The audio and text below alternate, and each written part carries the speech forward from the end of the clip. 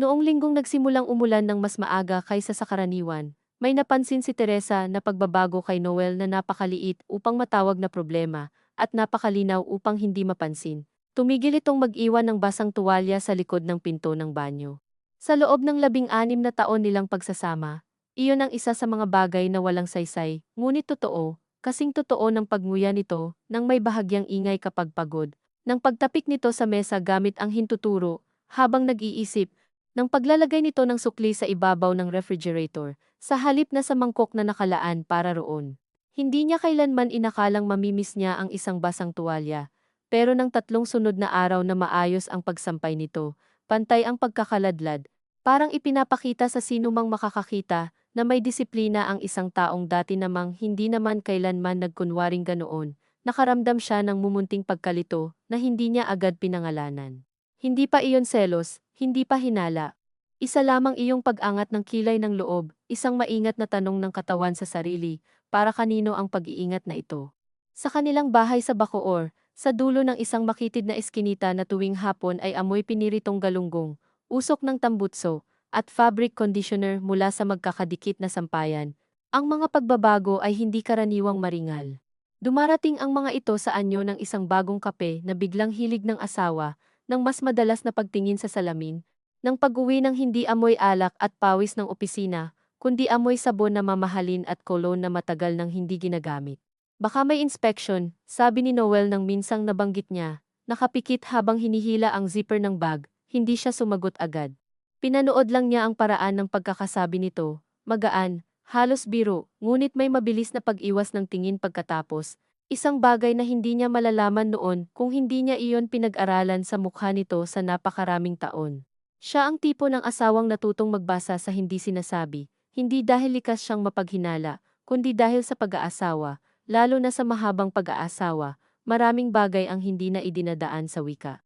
Nandyan ang pagod na iniuuwi sa paraan ng paghuhubad ng sapatos, ang sama ng loob na isinisilid sa lakas ng pagsasara ng cabinet, ang lambing na dumadampi na lamang sa paghahain ng kanin nang hindi nagtatanong kung gutom ka. Nasanay si Teresa sa ganitong mga pahiwatig. Kaya noong mapansing hindi na basta ikinakalat ni Noel ang sarili nito sa bahay na parang lalaking sigurado sa espasyong pag-aari niya, kundi kumikilos ng may kakaibang pag-iingat pinupunasan ang lababo, matapos mag-ahit, itinatabi ang cellphone ng nakataob, naglalabas ng damit para sa susunod na araw sa gabi pa lamang, parang may ibang matang maaaring humusga sa gulo nito, kahit wala naman sa bahay kundi sila at ang anak nilang si Mariel na panggabing shift na sa isang BPO sa Alabang at madalang nang makasabay sa hapunan.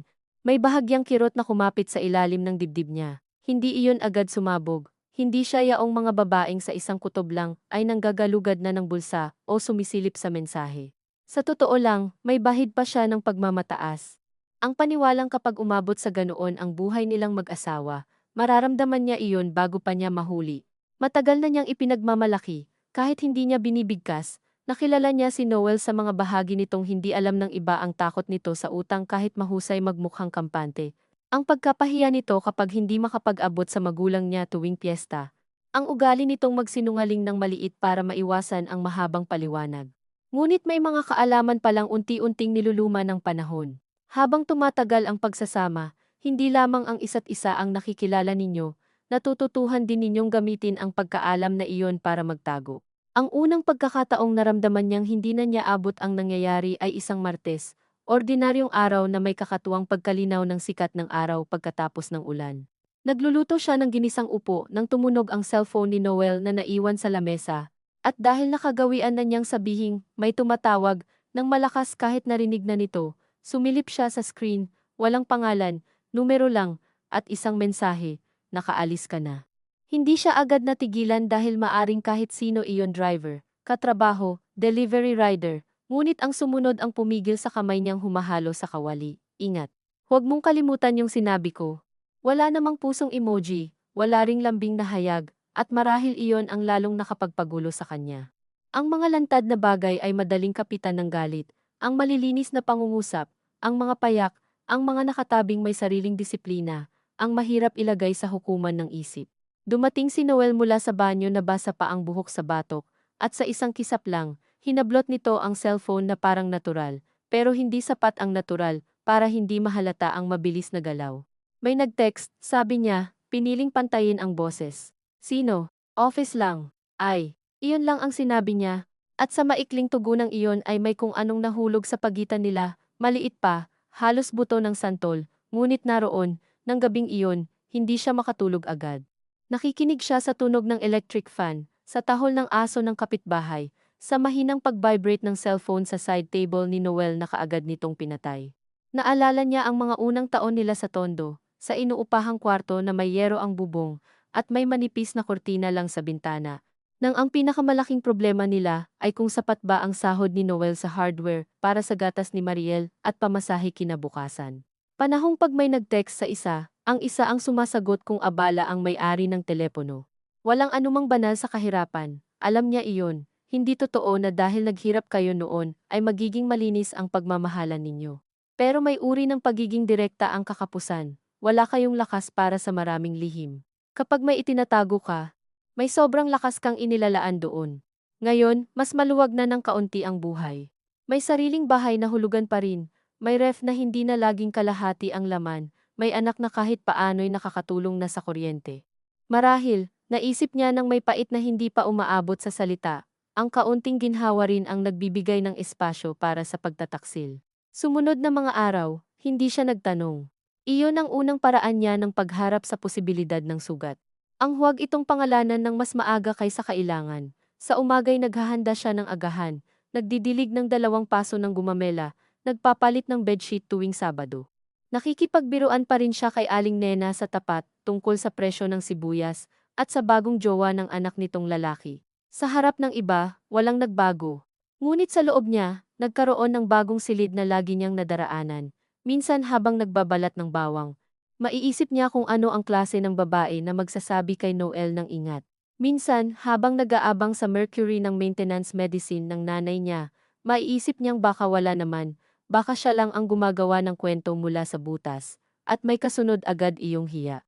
Ayaw na ayaw niyang maging babaeng lumiliit sa harap ng sariling imahinasyon. Bata pa lang siya, madalas na niyang makita ang ina niyang magbilang ng pinamili ng ama niya na driver ng jeep, umamoy sa damit nito, magtanong na tila pag may naipon siyang sapat na detalye, ay mababawi ang dignidad na unti-unting inaalis ng panloloko. Namuo sa kanya noon ang isang tahimik na pangako, hindi siya magiging ganoon, hindi siya magiging babaeng inuunahan ng takot. Ngunit sa pag-aasawa, may mga pangakong ibinibigay natin sa sarili batay sa bersyon ng sakit na akala natin ang darating. Iba pala kapag sarili mong kama ang natataya, sarili mong plato ang kinainan ninyong dalawa, ng halos 2 dekada, sarili mong pagod ang naghabi sa buhay na biglang may ibang kamay na humihipo. Ang kakaiba kay Noel, habang mas lalo siyang nagiging maingat, mas lalo rin itong nagiging mabait. Hindi iyong mabait na mapusok, kundi iyong may dagdag na maliliit na alalay. Binilhan siya ng putok at sinta sa palengke, dahil napadaan lang, hinatid ang nanay niya sa health center nang hindi na inuutusan. Inayos ang gripo sa kusina na 2 buwan na niyang pinapakiusapan. Dito siya lalong nabalisa, sapagkat ang pagkukulang ay nakahahanda sa isip. Kapag ang asawa mo'y lumalayo, inaasahan mong lalamig, iikli ang pasensya, magiging magaspang. Pero paano kung ang kasalanan ay dumating ng may pino at mapagkalingang kilos, parang pagbabayad sa utang na hindi mo pa naman sinisingil? Dumating ang malinaw na hinala hindi sa anumang kahindik-hindik na eksena, kundi sa isang resibo. Biyernes noon, nagliligpit siya ng labada sa kwarto nang mahulog mula sa bulsa ng slacks ni Noel ang maliit na piraso ng papel. Isang cafe sa Taguig ang nakaprint, mamahalin kung ihahambing sa mga lugar na pinupuntahan nila minsan sa anniversary, at nakasulat sa ibaba, 2 Spanish latte, 1 Sans Rival Slice. 12:30 ng tanghali, petsang Miyerkules. Alam niyang may trabaho si Noel sa Pasig, at alam din niyang hindi ito umiinom ng kape sa ganong oras dahil sumasakit ang sikmura. Hindi niya agad pinulot, tinitigan niya muna ang lapag na parang may ahas doon. Nang dakutin niya sa wakas ang resibo, parang may kasabay iyong paghawak sa isang bagay na matagal nang nag-aabang sa kanya. Umupo siya sa gilid ng kama at pinisil ang tulay ng ilong. Sa labas, may batang sumisigaw habang naglalaro ng tumbang preso. May nagtitinda ng taho kahit tanghali na, at sa simpleng pag-iral ng mga tunog na iyon ay lalo siyang nasaktan. Dahil ang daigdig ay nagpatuloy ng walang pakialam sa maliit na pagguho sa loob ng dibdib niya. Gusto niyang umiyak ngunit walang luha na lumabas. Sa halip, may pagnanais siyang maglinis. Tinupi niya ng mas maayos ang mga t-shirt, Inayos ang mga medyas ayon sa kulay, pinunasan ang ibabaw ng aparador na hindi naman marumi.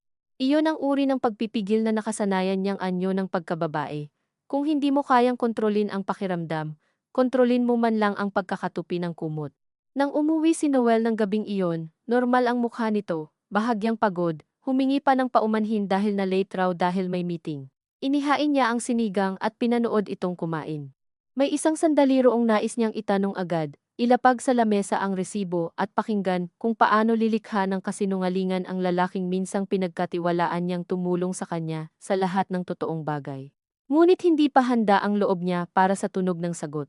Alam niyang kapag nagsimula na ang pag-uusap, may mga bagay na hindi na maibabalik sa dating pangalan. Kaya kinabukasan pa niya sinabi, sa umagang maaliwalas, habang nagkakape ito sa terasa at nakapantalon pa lang ng pambahay. Inilapag niya ang resibo sa tabi ng tasa. Ano to? Walang sigaw, walang panginginig ang boses. Parang nagtatanong lang siya kung saan inilagay ang susi ng gate. Tiningnan ni Noel ang resibo, at sa maikling segundo bago ito nagsalita, nakita niya ang totoo. Hindi sa sagot, sa mukha, sa bahagyang pagkatigil ng paghinga, sa paghahanap ng mata sa isang paliwanag na hindi pa umiiral. Sa office, sabi nito, may nilibre lang. 2 kape, may kasama. Sino? Doon nagsimula ang maliit at pangit na pagsasayaw ng katotohanan at pagtatakip. Client, lalaki, hindi ito agad sumagot. At ang katahimikang iyon ang pinakamatapat na bagay na naibigay nito sa kanya sa mga araw na iyon. Babae? Tanong niya ulit. Hindi pa rin ito diretsyong tumingin. Work lang yun, Tess. Matagal na siyang hindi tinatawag sa palayaw na iyon nang hindi may kasamang pagod o pakiusap. Pero sa pagkakataong iyon, parang ginamit lamang ang Tess para lambutin ang gilid ng usapan. Naramdaman niya ang biglang pagkulo ng dugo sa tenga. Hindi ko tinatanong kung work, ang tinatanong ko, sino? Katim.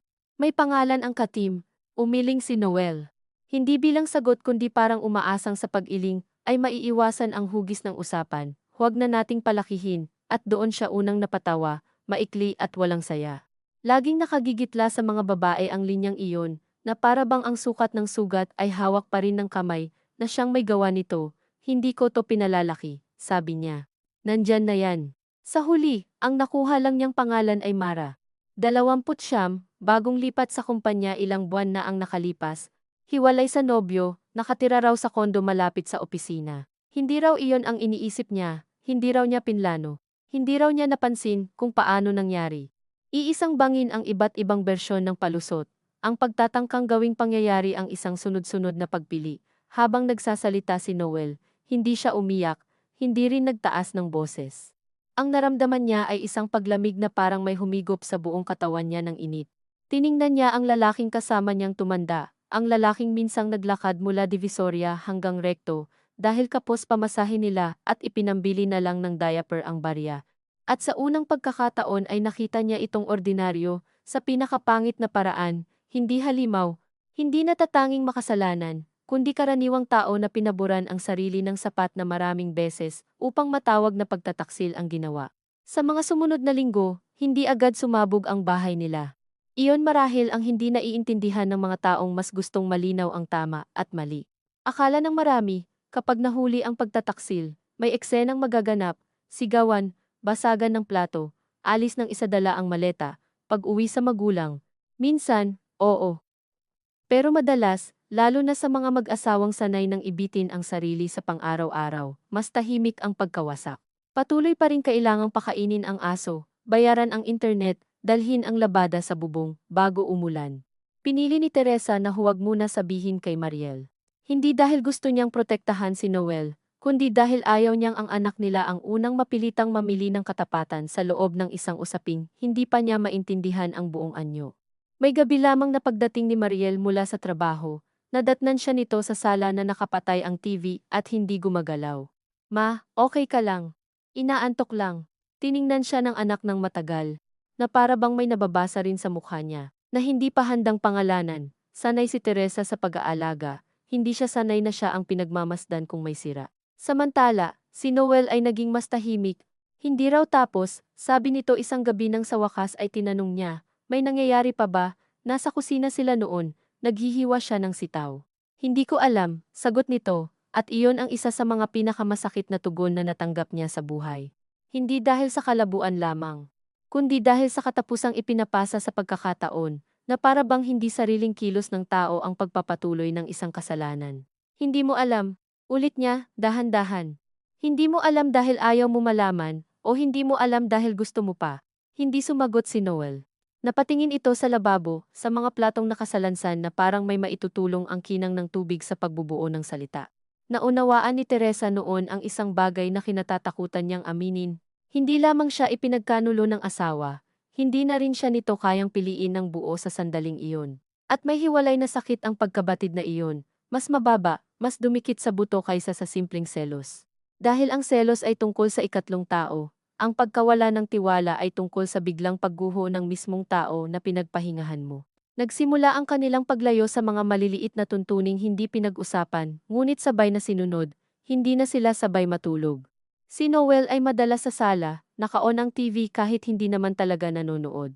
Si Teresa na may pumapasok sa kwarto ng mas maaga, nagbabasa ng lumang pocketbook ng kapatid niyang iniwan dito taon na ang nakaraan, wala namang naaalala sa mga pahina. Hindi na rin niya ipinaglalaba agad ang uniforme ni Noel. Hindi iyon simpleng paghihiganti, may bahagi sa kanyang hindi na matiyak kung ang paghipo sa mga manggas nito, sa mga bulsa, sa kwelyong maaaring dinaanan ng ibang kamay, ay gawaing may dangal pa. Sa pagitan ng mga katahimikan, lumilitaw ang mga alaala ng walang paanyaya. Maaga silang nagpakasal, halos sa pilitan ng pangyayari bagamat hindi naman naging pasanin para sa kanya si Mariel kailanman. Alam niyang may bahagi ng pagsasama nila ni Noel ang hindi dumaan sa romantikong pagpili gaya ng sa mga pelikula. Nagkataon, nangailangan, tumuloy, ngunit hindi ibig sabihin noon ay walang pag-ibig. May mga uri ng pag-ibig na nahuhuli lamang pagkalipas ng ilang taon, kapag ang lalaki marunong nang tumimpla ng lugaw para sa iyo, kapag may lagnat ka, kapag kabisado na niya kung gaano karaming asin ang gusto mo sa itlog, kapag hindi ka niya binibigyan ng bulaklak, pero iniipon niya ang bonus, para madala ka sa dagat isang beses sa loob ng 5 taon. Hindi malambing si Noel. Madalas nga'y, parang mas madali pa nitong mahalin ang kahoy na inaayos sa opisina, kaysa sa mga salitang kailangang ibigay sa asawa. Pero naniwala si Teresa, sa mahabang panahon, na sapat na ang gawa, na may mga lalaking hindi marunong magsabi, ngunit marunong manatili. Iyon ang pinakamasakit na pinutol ng nangyari, ang paniwalang ang pananatili ay ebidensya ng kabuuan. Isang linggo ng hapon, sa kasagsagan ng pagsisimba ng iba, at pagpapatugtog ng videoke ng iba pa, dumating si Liza, ang nakababata niyang kapatid, para ibalik ang hiniram na baking pan. Napansin nito agad ang katahimikan sa bahay, parang may lamay, biro nito, ngunit tumigil din nang walang tumawa. Sa kusina, habang nagtitimpla ng kape, bigla siyang napasandal sa lababo. May iba si Noel, sabi niya, halos walang emosyon, na para bang may iniulat lamang siyang pagkaubos ng bigas. Napalakas ang pagsinghap ni Liza, kasunod ang mabilis na sunod-sunod na tanong na hindi niya sinagot lahat. Sa kulturang kinalakhan nila, ang mga balita ng asawang may kabit ay hindi bago, halos may handang opinyon ang bawat tao, mula sa mga mapanuring tiyahin hanggang sa mga lalaking sa inuman, ay nagkikibit balikat na para bang panahon lang iyon ng lalaki. Ngunit iba kapag sariling kapatid mo ang nagsasalita at hindi tsismis ang laman. Layasan mo, sabi agad ni Liza, halos reflex. Kung sa aking ginawa yan, hindi ikaw, putol ni Teresa. Hindi para magalit kundi para itama ang espasyo sa pagitan ng payo at buhay. Tahimik si Liza pagkatapos noon, naupo ito, hinimas ang gilid ng tasa. Mahal mo pa? Ang tanong ay nakainsulto sa una, dahil parang masyado itong malinis para sa gulong nararamdaman niya. Ngunit nang hindi siya kaagad makasagot, doon niya naunawaan ang kabuluhan nito. Mahal pa ba? Hindi ba't oo ang madaling sagot, pagkatapos ng 16 na taon, ng lahat ng pinagsaluhan? O baka ang tinatanong ay hindi kung may natitira pang pag-ibig, kundi kung ang natitira ba ay sapat pang dahilan para manatili. Hindi ko alam kung pagmamahal pa yung tawag, sabi niya sa wakas, pero may kung ano pa, at yun ang nakakainis. Tumango si Liza, bagaman halatang hindi nito lubos na naiintindihan. Paano nga ba ipaliliwanag na sa kabila ng kahihiyan, may mga sandaling nais pa rin niyang tawagin si Noel kapag may narinig siyang kakaibang kaluskos sa bubong sa gabi. Na kahit galit siya, kabisado pa rin ng kamay niya kung saang bahagi ng likod nito dapat lagyan ng pahid kapag sumasakit dahil sa biyahe.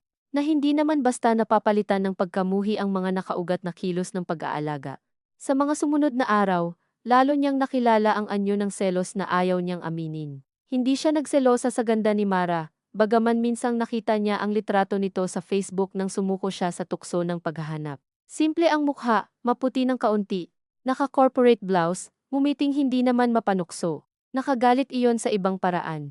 Kung napakaganda sana, kung kitang-kita sana ang pambihirang alindog, baka may mas madaling landas ang isip patungo sa paliwanag, ngunit ordinaryo rin. Isa pang babae lamang na marahil ay pagod, marahil ay may mga sariling pagkukulang, marahil ay marunong makinig sa mga reklamo ni Noel na matagal nang hindi nito sinasabi sa bahay. Dito siya pinakananginig, hindi sa ideyang may kabit ang asawa, kundi sa posibilidad na may bersyon si Noel sa piling ng ibang babae na hindi na sa kanya lumilitaw. Ang pagiging bago ay may sariling kabutihang hindi kayang tumbasan ng kasaysayan. Sa bago, pwedeng maging mas maingat, mas mapagbigay, mas masayahin, dahil wala pang listahan ng mga pagkabigo. Samantalang sa loob ng pag-aasawa, bawat kabutihan ay dumadaan sa alikabok ng mga taon, sa hindi nahugasan ng sapat na sugat, sa mga naantalang pangako. Sa mga gabing mas pinili ang tulog kaysa pag-uusap. Isang gabi, narinig niya si Noel na mahina ang boses sa labas habang may kausap sa telepono. Hindi niya maintindihan ang lahat, ngunit malinaw ang isa, hindi pwede, huwag muna. Napaupo siya sa gilid ng kama, nakatitig sa pintuan. Hindi niya alam kung ang naramdaman niya ay ginhawa o mas malalim na insulto. Dahil kung si Mara nga iyon, ano ang ibig sabihin ng huwag muna? May nagpapatuloy, ngunit may schedule. May pagtitimpi, ngunit hindi pagtigil. Kinabukasan, siya mismo ang gumawa ng bagay na noon ay kinamumuhian niya sa ibang babae. Habang naliligo si Noel at naiwan ang cellphone nitong nakacharge sa sala, kinuha niya iyon. Nanginginig ang daliri niya hindi sa kaba na mahuli, kundi sa hiya sa sarili. Alam niya ang birthday nito, ang old PEN na hindi pa nito napapalitan. Nang bumukas ang screen, may saglit na tagumpay na agad ding sinalo ng pagkasulasok. Hindi niya alam kung ano mismo ang hinahanap niya. Malinaw na ebidensya o himala na wala siyang makita. May thread na walang pangalan, numero lang. Iilang mensahe ang naroon, burado ang iba. Halatang may paglilinis na nangyayari noon pa man. Ngunit sapat ang natira, kumain ka na. Pasensya na sa kanina. Miss na kita. Tatlong pangungusap lamang, at sa loob ng tatlong iyon ay may buong mundong hindi na niya kailangang mapatunayan. Umupo siya sa sofa, hawak ang telepono na parang mabigat na bato. Hindi na siya nasurpresa, ngunit may kakaibang sakit ang kumpirmasyon. Ang hinala ay nakakapuwing, ang katotohanan ay pumapasok sa laman. Nang lumabas si Noel mula sa banyo, nakita siya nitong hawak ang cellphone, hindi ito nagalit. Hindi nagtangkang bawiin agad. Ang ginawa lamang nito ay pumikit ng saglit, na para bang may wakas ding naibigay ang pagkakahuli sa matagal na nitong pagod sa pagsisinungaling. Gaano katagal? Tanong niya. 5 buwan. 5 buwan. Para sa ibang tao, maikli lamang iyon. Para sa kanya, sapat para mahati ang taon sa dalawang bahagi, ang mga buwang hindi niya alam at ang mga buwang hindi na niya makakalimutan. 5 buwan ng paghahain niya ng hapunan, ng pagpunta nila sa binyag ng inaanak, ng pag-aalala niya sa blood pressure nito, ng pakikipagbiruan nito sa mga kapitbahay na para bang walang ibang buhay sa gilid. Matagal na pala akong tanga, sabi niya, hindi na sa tono ng galit kundi ng mapait na pagtatala. Hindi ka tanga, huwag mo akong ipagtanggol. Doon siya unang umiyak, hindi humahagulgol, kundi iyong tuloy-tuloy na luha na parang may butas na nabuksan. Lumapit si Noel, ngunit umatras siya. Ang paglapit nito ay hindi niya kayang tiisin, may kabastusan sa pag-aalok ng aliw mula sa taong may gawa ng sugat. Umupo ito sa kabilang dulo ng sofa, at doon sila nanatili, may isang electric fan sa pagitan, may mahina sa TV na noon time replay, na walang sinumang nanonood. Titigil ko na, sabi ni Noel pagkalipas ng mahabang katahimikan. Dapat lang, tugon niya, at muli, natawa siya ng walang tuwa, sapagkat sa puntong iyon, napakaliit ng pangungusap. Tila ba kayang ayusin ng hinaharap ang pagkasira ng nakaraan sa simpleng pangako. Ngunit alam din niyang iyon ang pasimulang hinihintay ng maraming babae, ang pagsasabing titigil, nakapagtataka kung gaano kadalas tayong pinalalaki para tanggapin ang pinakamababang anyo ng pag-asa na parang regalo. Ang sumunod na mga linggo ay mas mahirap kaysa sa paghuli, dahil kapag alam mo na, walang palusot na sasandalan ang isip. Pinilit ni Noel na bumawi sa mga paraang alam nito maagang umuwi. Ibinibigay ang cellphone kahit hindi niya hinihingi, nagsasabing nasa office na siya nang may litrato pa ng mesa. Nakapagtataka ring makita kung gaano kasipag ang isang lalaking ayusin ang tiwalang sinira, at kung gaano kapinsala ang mapansing ang husay na iyon sana ay pwede niyang ginamit noon para hindi makasakit. Hindi niya tinanggap agad ang mga pagpapakitang iyon bilang kapatawaran. Ngunit hindi rin niya tuluyang tinanggihan. Sa ilang gabi, nag-uusap sila ng mahaba, hindi pa rin tulad ng dati, ngunit hindi na rin puro pader. Dito lumitaw ang isa pang uri ng kirot, ang pagkaunawang hindi pala lahat ng pagkukulang ni Noel ay nagsimula kay Mara. May mga taon nang unti-unting natuyo ang pagitan nila. Mga gabing pareho silang pagod at piniling matulog na lamang kaysa tanungin ang isa't isa kung kumusta na ba talaga. Mga buwang ang usapan ay umiikot lamang sa bayarin. Sa schedule ni Mariel, sa sirang kisame, sa utang ng pinsan, hindi dahilan iyon para sa pagtataksil, alam niya. Hindi niya hinayaang madulas ang isip doon. Ngunit hindi rin niya kayang magsinungaling sa sarili na para bang isang umagay nagising na lamang si Noel na taksil, walang anumang paunang katahimikan sa gitna nila. Ang mahirap sa pag-aasawa ay may mga kamaliang iisa ang may gawa ngunit dalawa kayong kailangang tumingin sa anino. Isang gabi, habang umiinom sila ng malamig na tubig sa kusina matapos mawalan ng kuryente, sinabi ni Noel, parang hindi na kita mapasok, napataas ang tingin niya. Ano? Hindi ko ma-explain. Parang lahat ng sasabihin ko sa'yo, practical na lang. Parang pagod ka na sa akin bago pa ako magsalita. Gusto niyang magalit sa pagkakapili nito ng sandali, sa katotohanang saka lamang ito nagkaroon ng mga salita nang mayroon ng ibang babaeng pinakinggan ito. Ngunit may bahagi rin sa kanya na nasaktan sa ibang paraan. At ang ginawa mo, naghanap ka ng ibang pinto, sabi niya, yumuko si Noel. Mali. Oo, mali. Ngunit hindi ganoon kasimple ang pakiramdam. Sa unang pagkakataon sa loob ng ilang linggo, nakita niya hindi ang taksil, kundi ang lalaking matagal nang hindi marunong magsabi ng kulang niya nang hindi kinakabahan, sa mahabang sagot. Hindi nito nabawasan ang kasalanan, sa totoo lang, lalo lang nitong pinatigas ang pagkawala ng respeto. Dahil ang pagiging mahina ay hindi palaging kaawa-awa. Minsan, ito ang pinakaugat ng pananakit.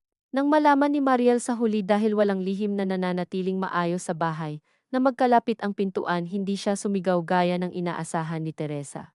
Tahimik lang itong naupo sa tapat nila, pabalik-balik ang tingin sa magulang, 22 taong gulang na ang anak nila, sapat ang edad para maunawaan ang kahulugan ng pagtaksil. Ngunit bata pa rin sa paningin ni Teresa, para maharap sa pagkabasag ng sariling pundasyon. So anong mangyayari? Tanong ni Mariel, diretso kay Noel. Hindi ito makasagot agad. Hindi ko pa alam, Teresa ang sumagot. Umiyak si Mariel noon, hindi malakas, kundi iyong pigil na mas nakabibingi. Akala ko okay kayo, sabi nito, at ang simpleng pangungusap na iyon ang tila tunay na sentensiya. Akala ko okay kayo. Hindi niya alam kung paano sasagutin iyon, dahil sa mahabang panahon, akala rin niya. Sa mga sumunod na araw, umalis si Noel ng bahay, hindi bilang tuluyang paglayas kundi bilang pansamantalang hakbang na hindi nila masabi kung sino ang tunay na may gusto. Tumuloy muna ito sa kapatid nitong lalaki sa Dasma. Wala silang malaking eksena sa pag-alis. Tinulungan pa nga niya itong tiklupin ang ilang damit, at habang ginagawa iyon, ay gusto niyang isuka ang sariling katahimikan. Ngunit may pagod na sa kanya ang matataas na emosyon. Minsan ang tao, sa gitna ng malaking sugat, ay nagiging labis na magalang dahil iyon na lang ang paraan para hindi tuluyang masira. Pagkaalis ni Noel, naging mas maluwag ang bahay, at kasabay niyon ay mas masikip. Walang sapatos sa may pintuan na nakaharang. Walang ubo sa madaling araw, walang ibang tasa sa lababo, pagkagising. Sa unang 3 gabi, nakatulog siya ng dire-diretso, na ikinahiya niya ng kaunti dahil para bang may ginhawang lumitaw kasabay ng pagkawala. Ngunit sa ika-4 na gabi, napaupo siya sa kama ng 2:00, nakatingin sa bakanteng pwesto sa tabi niya, at naranasan ang uri ng pangungulila na hindi romantiko. Hindi niya namimiss ang lalaking nagtaksil. Ang namimiss niya ay ang nakasanayang presensya ng isang taong naging saksi sa halos lahat ng pangkaraniwang bahagi ng buhay niya. Ang hindi na kailangang magpaliwanag kung bakit ayaw niya ng sobrang alat na ulam kapag umuulan. Ang taong kahit may sala ay kabisado ang tiempo ng katahimikan niya. Dito niya unang naisip na posible palang maghiwalay nang hindi nauubos ang damdamin, at marahil iyon ang mas nakakagulo kaysa sa galit na buo. Naging madalang ang tawag ni Noel, ngunit halos araw-araw ang text, kumain ka na, na-check up mo na ba si nanay? Naiwan yata ni Mariel charger niya sa kwarto ko. Sa bawat mensahe, may pagtatangkang tumuntong sa dating gawi, parang iniisip nitong sa kabuuan ng ordinaryo ay mapapahupa ang bigat ng pambihira. Sumagot si Teresa paminsan-minsan, maikli, tuyo. Hindi iyon laro ng pagpapahirap, hindi lang talaga niya alam ang tono ng pakikipag-usap sa taong sabay na minahal at kinamuhian. Isang hapon, habang naghihiwa siya ng mangga para gawing burong pampalipas oras na hiningi ni Aling Nena, tumawag si Noel at sinabing kailangan nilang magkita dahil may pipirmahan sa bangko tungkol sa hulog ng bahay. Praktikal ang dahilan, ngunit alam niyang hindi lamang iyon. Nagkita sila sa isang maliit na branch sa may Aguinaldo Highway, parehong maagang dumating. Parehong halatang hindi sigurado kung paano uupo sa harap ng isa't isa sa plastik na silya na may pagitan ng forms at ballpen. Mas pumayat si Noel. O baka noon lang niya napansing may edad na nga ito sa mukha. Pagkatapos ng pirmahan, hindi sila agad umalis. Umorder sila ng kape sa katabing bakery dahil umulan ng bigla. Doon, sa gitna ng amoy ng pandesal at basang semento, unang naging malinaw na wala pa silang sagot. Hindi na kami nagkikita, sabi ni Noel tungkol kay Mara. At sa unang pagkakataon ay hindi na niya tinanong kung totoo. Hindi dahil naniniwala na siya, kundi dahil napagod na ang isang bahagi sa kanya sa pagiging investigador ng sariling buhay. Hindi ibig sabihin noon na ayos na, sabi niya. Alam ko. Hindi rin ibig sabihin na gusto kitang mawala, yun ang problema. Hindi niya planong sabihin iyon. Lumabas na lamang, marahil dahil sa ulan, sa pagod, sa mahabang pag-iwas sa eksaktong sentro ng sugat. Tumingin sa kanya si Noel na para bang iyon ang unang tapat na bagay na narinig nito mula sa kanya simula nang mabunyag ang lahat. Ayoko rin, mahina nitong sagot. At nakakainis kung paano, sa kabila ng lahat, may bahagi sa kanya na nasaktan sa lambot ng boses na iyon. Dahil ang lambot, kapag huli na, ay may bahid ng kalupitan. Umuwi silang magkahiwalay matapos humupa ang ulan. Sa jeep, hawak ni Teresa ang supot ng tinapay na hindi naman niya balak kainin. Sa salamin ng bintana, nakita niya ang sarili hindi wasak sa paraang inaasahan ng mga kwento, hindi martir, hindi rin babaeng handang magpatawad ng marangal, mukha lamang siyang pagod. At sa pagod na iyon may munting katotohanan, hindi pa tapos ang sugat, hindi pa buo ang pasyang umalis, ngunit hindi na rin maibabalik sa dati ang bahay na dati niyang tinitirhan na parang likas at matibay. Pagdating sa kanila, nadatnan niyang bukas ang ilaw sa sala. Nandoon si Mariel, nakaupo sa sahig. Inaayos ang mga lumang album na kinuha yata sa ilalim ng cabinet. Tingnan mo to, ma, sabi nito, iniangat ang isang litrato. Sila ni Noel sa Plaza Miranda, payat pa, bagong kasal, halatang wala pang pera, pero may uri ng kapal ng mukha ng mga taong hindi pa alam ang presyo ng mga susunod na taon. Umupo siya sa tabi ng anak at kinuha ang litrato. Matagal niya iyong tinitigan. Hindi niya alam kung naaawa siya sa 2 taong iyon o naiinggit. Sa labas, tumutulo pa rin ang tubig mula sa alulod, paisa-isang patak na parang may binibilang na hindi niya marinig ng buo. Hindi na lamang kisame kundi ang mismong laman ng mga aparador, ang mga damit na matagal nang nakatiklop ayon sa nakagawian, ang mga papel na may pirma nilang dalawa, ang mga album na madaling bahiran ng halumigmig, at mas madaling sirain ng panahon kapag pinabayaan. Pagkasabi ni Mariel noon ay walang sumunod agad na malinaw, at marahil iyon ang lalong nagpabigat sa katahimikan. Si Noel ang unang tumayo, dahan-dahan, tila nag-iingat na huwag bigyan ng maling tunog ang simpleng paggalaw ng katawan. Uuwi na ako, sabi nito, at sa pangungusap na iyon ay naroon ang dating pagiging praktikal na minsan nang nagligtas sa kanila sa maraming maliit na gulo, ngunit ngayon wala nang maibsan. Tumango lamang si Teresa, hindi na niya ito sinamahan sa pinto. Si Mariel ang nag-abot ng payong, at sa isang segundo, nang nakita niyang kinuha iyon ni Noel na may mahinang salamat, anak, kinailangan niyang iangat ng kaunti ang baba para hindi agad bumigay ang luha, hindi dahil sa lambing, kundi dahil sa napakasimpleng katotohanang may mga salitang hindi nawawalan ng lumang ugat sa kabila ng kasalanan. Pagkaalis ni Noel, tumuloy si Mariel sa kwarto nang hindi na nagsasalita. Naiwan si Teresa sa sala, nakatingin sa palangganang kalahati ng napuno ng tubig-ulan. Tinapon niya iyon sa lababo, ibinalik sa ilalim ng tagas, at nang muling marinig ang paisa-isang patak, naisip niyang marahil iyan ang pinakamalapit na tunog sa buhay nilang mag-ina nitong mga buwan, hindi pagbagsak, hindi pagsabog, kundi tuloy-tuloy na pag-ipon ng isang bagay, na hindi pwedeng ipagkibit-balikat, sapagkat darating ang sandaling mapupuno ang lalagyan. Kinabukasan ay linggo, at nagsimba siya ng mas maaga kaysa karaniwan. Hindi siya relihiyosong babae sa paraang madalas makita sa mga piyestang may prosesyon at sa mga kapitbahay na may santo sa bawat sulok ng bahay. Ngunit may mga panahong ang mga tao'y pumapasok sa simbahan hindi dahil malapit sila sa Diyos, kundi dahil gusto nilang umupo sa isang lugar kung saan hindi sila inaasahang gumawa agad ng desisyon.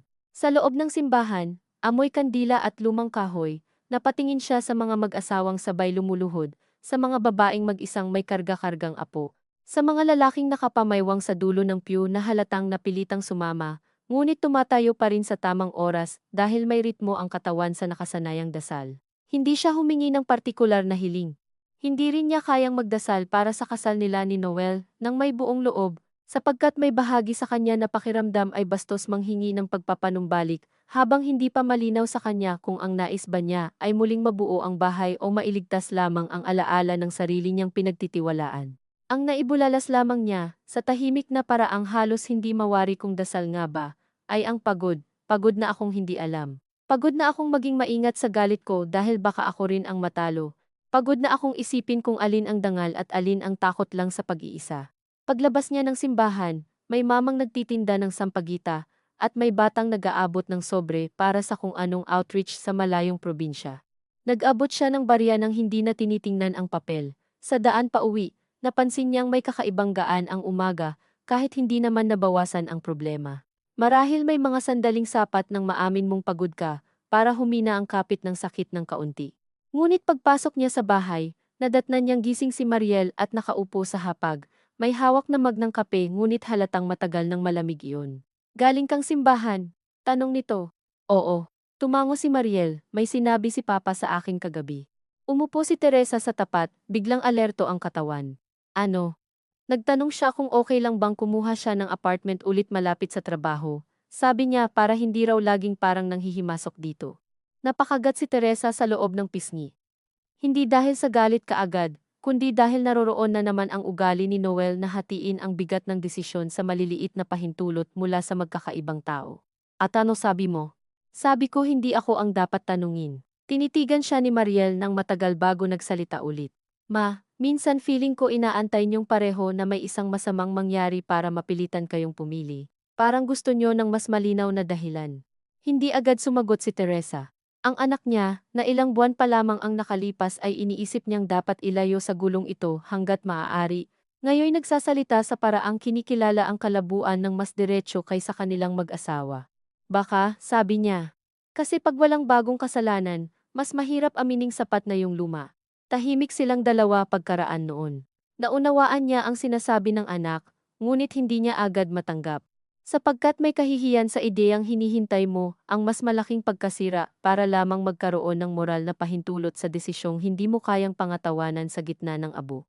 Gayunman, totoo ring may mga tao na mas madali lamang umalis kapag may maituturong sariwang sugat. Ang mahirap kapag ang sugat ay naghihilom na sa ibabaw, ngunit hindi pa ring buo sa ilalim. Ilang araw ang lumipas na tahimik sa paraang nakakapagod. Hindi dumalaw si Noel, hindi rin ito tumawag. May iilang mensahe tungkol sa hulog sa bahay, sa schedule ng pagpapaayos ng bubong, sa gamot ng nanay niya, sinagot iyon ni Teresa ng eksakto lamang sa kailangan. Sa panlabas, para silang mga taong maayos ang pagtatapos magalang, organisado, hindi nagwawala, ngunit sa loob niya, may unti-unting pag-igting na hindi na galit at hindi na rin lamang lungkot. Para iyong paghigpit ng sinulid sa gitna ng tela, kung minsan ay hindi mo agad pansin, ngunit kapag napuno ng sapat na bigat, saka biglang mapupunit. Isang hapon, habang nagbibilad siya ng mga kumot sa bubong, nakita niya mula sa taas ang tricycle ni Noel na huminto sa kanto. Hindi ito bumaba, nasa loob lang, tila nagdadalawang isip. Mula sa layo, hindi niya maaninag ng maayos ang mukha nito, ngunit may kilala siyang uri ng pag-upo, ng bahagyang pagsandal sa gilid, ng kamay na nakahawak sa tuhod, kapag may iniisip.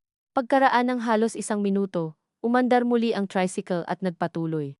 Hindi niya alam kung ano ang mas masakit, ang katotohanang dumaan ito at hindi tumuloy, o ang pagtatagpong may bahagi sa kanya na muntik na sanang bumaba agad upang tingnan kung bakit. Natakot siya sa bilis ng sariling katawan sa ideya ng presensya nito. Gabi na nang mag-text si Noel, napadaan lang ako, hindi ko alam kung tatawag ba ako o hindi. Pasensya na. Tinitigan niya ang mensahe ng matagal. Napakaliit at napakalaki ng napadaan lang. Ilang beses na bang umiral ang buhay nilang mag-asawa sa pagitan ng mga bagay na lang. Nainip lang, napagod lang, may nakinig lang, nagkape lang, napadaan lang. Para bang ang mga desisyong may kakayahang wasakin ang tao, ay laging nagkukubli sa pang-abay ng kaliitan. Hindi siya sumagot. Ngunit nang matulog siya ng gabing iyon, hindi niya maiwasang isipin ang lalaking nakaupo sa tricycle sa kanto ng mismong bahay na minsan ay walang pinto sa pagitan nila. Dumating ang pagkakataon na hindi niya inaasahan nang wala naman talagang kakaibang nangyari. Iyon ang palagi niyang natutuklasan sa mga pinakamahirap na desisyon. Bihira silang dumarating na may dramang akma sa bigat nila. Minsan dumarating lamang sila sa pagitan ng pamamalansya at paghihintay sa sinampay na matuyo. Biyernes ng tanghali noon. Mainit, mabigat ang hangin, at may amoy ng parating na ulan kahit maliwanag pa ang araw. Nasa kusina siya, naghihiwa ng ampalaya para sa ginisang munggo. Nang tumawag si Noel, sinagot niya dahil inakala niyang tungkol sa bank transfer iyon. Ngunit matapos ang iilang pangungusap tungkol sa hulog, bigla nitong sinabi, "Pwede ba kitang makausap ng seryoso mamaya?" Napahawak siya ng mas mahigpit sa kutsilyo. "Hindi ba seryoso to? Iba pa, nasa trabaho ka." "Oo. At gusto mong sabihin sa akin habang nasa trabaho ka na may iba pang sasabihin ka mamaya." Bahagyang natahimik si Noel. Waring napagtantong may kabastusan nga sa paghahain ng pangungusap ng ganoon, na para bang pwedeng ihanda ang loob ng isang tao sa pamamagitan ng babalang walang laman. "Pasensya na. Huwag na lang, mamaya na." Pagkababa ng tawag, naiinis siyang tinapos ang pagluluto, ngunit mas matindi ang kaba kaysa inis. Sa loob ng ilang oras, gumawa ang isip niya ng iba't ibang maaaring sabihin ni Noel, na may bago na naman, na tuluyan na itong lalayo, na napagod na ito sa pag-asa, na nais na nitong mag-file ng kung anong legal na paghihiwalay na ni minsan ay hindi nila pinangahas na pag-usapan dahil sa gastos at sa hiya sa pamilya at sa simpleng katotohanan dito sa kanila. Maraming mag-asawa ang humihiwalay na ng walang papel. Nagsasalo pa rin ng bayarin habang hiwalay ang higaan, at ang kawalan ng opisyal na wakas ay isa ring uri ng pang-araw-araw na kompromiso. Nang gabing iyon, dumating si Noel ng alas 7. Nakasuot ito ng maputlang asul na polo at mukhang mas pagod kaysa karaniwan. Hindi siya nag-alok ng hapunan. Naupo lamang sila sa sala, pareho nang walang gana sa mga ritual ng pagkamagalang. "May tumawag sa akin kahapon," panimula nito. Si Mara. Sa pagkarinig ng pangalang iyon, may mabilis na pagtigas sa loob ni Teresa. Hindi na tulad ng unang sugat ngunit sapat pa ring mariin upang magpaalala na may ilang salitang hindi kailanman babalik sa pagiging ordinaryo. Hindi siya nagsalita. "Hindi kami nagkita, tumawag lang." "Bakit?" "May kailangan daw sabihin." At, napahagod si Noel sa noo, buntis daw siya. Ang una niyang naramdaman ay hindi pagguho kundi kawalan ng tunog. Tila may sinarhang pinto sa loob ng ulo niya at sa likod niyon ay may gumagalaw, ngunit hindi niya marinig. Tiningnan niya si Noel, pinilit unawain kung anong mukha ang dapat makita sa lalaking naghatid ng ganitong balita. May hiya, oo. May takot, oo. Ngunit wala siyang mabasang sigurado. At marahil iyon ang pinakamasakit, hanggang sa ganitong punto, may bahagi pa ring hindi tiyak si Noel sa sarili nitong nilikha. Sigurado ba siya? Tanong niya, at pagkasabi niya noon ay napahiya siya sa sariling praktikalidad, na para bang accountant siya ng sakuna. "Hindi ko alam," sabi niya, magpapacheck pa raw siya ulit. Late na raw. "At bakit sa'yo agad tumawag?" "Dahil, hindi natapos ni Noel ang pangungusap. Hindi na kailangan. Sapagkat anumang paliwanag ay aabot din sa parehong bangin, dahil posible, dahil may batayan, dahil ang pagkakamaling dati kayang manatiling nasa anyo ng lihim at pagpili ay maaari ng magkatawan." Tumayo si Teresa at lumakad patungong kusina, hindi dahil may kukunin kundi dahil kailangan niya ng ibang pader sa harap niya. Hinawakan niya ang gilid ng lababo at saka lamang nagsimulang manginig ang mga kamay. Ang kakaiba sa malaking sakit ay hindi nito agad dinadala ang luha. Minsan, una nitong pinapatay ang kakayahan mong maunawaan ang sarili mong katawan. Ilang saglit siyang nakatalikod bago nagsalita. "Totoo ba to?" Tanong niya, hindi bilang tanong sa pangyayari kundi sa uri ng buhay na posible palang kinahinatnan nila. "Oo," sabi ni Noel mula sa sala. "Kaya ko sinasabi kasi ayoko nang may itago pa." Sa karaniwang araw, maaaring may kahulugan ang pag-amin na iyon. Ngunit sa gabing iyon, tumama sa kanya ang pangungusap na parang kahoy na tuyo. Ayaw nang may itago pa. Parang kabutihang ibinibigay matapos mong hayaang lumaki ang kasalanan hanggang magkaroon ito ng ibang tibok. Bumalik siya sa sala at tumayo sa harap nito. "At ano ang gusto mong gawin ko sa impormasyong yan?" Tanong niya, mababa ngunit matalim. "Hindi ko alam, pero gusto kong malaman mo agad. Hindi ako doktor mo, hindi ako pari, hindi ako yung dapat mong unahan sa pag-uulat para sabihing tapat ka na ngayon." Napayuko si Noel. "Alam ko, hindi mo alam." Doon siya unang sumigaw mula nang magsimula ang lahat, ngunit hindi iyon ang matinis na sigaw ng sabunutan sa teleserye. Iyon ay mas mapanganib sa sarili niyang katawan pigil na boses na umabot sa hangganan. Hindi mo alam kung gaano kahabang panahon kung pinili na huwag ka munang husgahan ng tuluyan dahil iniisip kong baka may kaya pang ayusin, baka may natitira pa sa atin na hindi insulto sa akin. Tapos ngayon ito. Hindi sumagot si Noel, anak ba yan sa'yo? Hindi ko pa sigurado. Pero pwede, oo. Ang oo na iyon ang tunay na kutsilyo. Hindi ang pangalang Mara, hindi ang tawag, hindi ang posibilidad mismo, kundi ang pagharap ng walang makapitan sa katotohanang may bagong nilalang na maaaring isinilang mula sa espasyong dati akala niya ay lihim lamang. Umupo siya dahil biglang nanghina ang mga tuhod niya. Sa kabilang kwarto, naroon si Mariel, marahil gising pa, marahil nakakarinig, at ang kaalamang iyon ay nagdagdag ng ibang bigat. Paano humaharap ang isang anak sa posibilidad na ang kasalanan ng ama ay hindi na lamang tungkol sa ina, kundi maaaring magkaroon ng anyo ng kapatid sa labas ng bahay? May balak ka bang balikan siya? Tanong niya pagkaraan ng ilang minuto na parang sa ibang tao nang gagaling ang boses. Wala, pero kakausapin mo siya. Kailangan yata. Kailangan. Muli, natawa siya ng maikli. Napakaraming kailangang bigla kapag huli na. Hindi pa rin nagtaas ng boses si Noel. Hindi ko ipinagtatanggol yung sarili ko, mabuti. Pumasok sa sala si Mariel noon, nakasuot ng maluwag na t-shirt, maputla ang mukha, maliwanag na narinig nito ang sapat. Wala nang saysay ang pagtatangkang ipagpaliban pa ang karumihan ng usapan. Tumingin muna ito sa ama, saka sa ina. Totoo, tanong niya. Walang nagsalita agad, Papa. Posible, sabi ni Noel, at sa isang kisap ay nakita ni Teresa ang puot na sumiklab sa mukha ng anak nila, hindi maingay ngunit malamig. Umalis ka muna, sabi ni Mariel. Hindi sumigaw, hindi nanginginig, at marahil dahil doon ay mas mabigat. Anak, umalis ka muna. Tiningnan siya ni Noel, marahil naghahanap ng kahit kaunting pamamagitan, wala siyang naibigay. Tumayo ito, kinuha ang bag sa tabi ng pinto na hindi naman niya napansing dinala pala, at lumabas ng walang dagdag na salita. Narinig nilang magsara ang gate. Ilang segundo silang parehong tahimik ni Mariel, at saka lamang napaupo ang anak niya sa sahig at napayakap sa sarili. Lumapit si Teresa, ngunit hindi niya agad niyakap. May mga yakap na kailangan munang hintayin ang pahintulot ng katawan. Nang si Mariel na mismo ang sumandal sa tuhod niya, sa kanya hinaplos ang buhok nito, dahan-dahan, gaya ng ginagawa niya noong bata pa ito at natatakot sa kulog. Nakakadiri, sabi ni Mariel, pahikbi na ngunit hindi lubusang umiiyak. Oo, sagot ni Teresa, at sa simpleng pagsang-ayon na iyon ay nakaramdam siya ng ginhawa na halos kasalanan. Sapagkat sa unang pagkakataon sa napakahabang panahon, may damdaming hindi niya kailangang ipaliwanag ng buo, nakakadiri.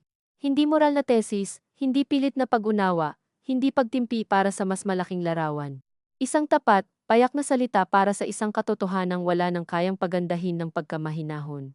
Nang makatulog si Mariel makalipas ang ilang oras ng putol-putol na pag-iyak at katahimikan, naiwan si Teresa sa kusina.